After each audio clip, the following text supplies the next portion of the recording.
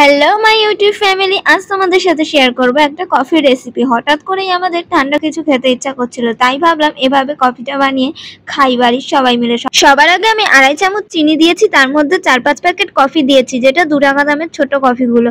আর ভালো করে ওর মধ্যে 2 চামচ ঠান্ডা দুধ দিয়ে ভালো করে ঘেটে নিচ্ছি, খানিকটা ওই ডালগোনা কফি স্টাইলে। এর মধ্যে দিয়ে দিলাম প্রায় 1 থেকে 1.5 চামচ গুঁড়ো দুধ, দিয়ে আরও ভালো করে মিশিয়ে নিচ্ছি। আর অল্প অল্প করে দুধ মিশিয়ে নিচ্ছি, খুব বেশি বিট করার দরকার নেই, হালকা ঘেটে নিলেই হবে।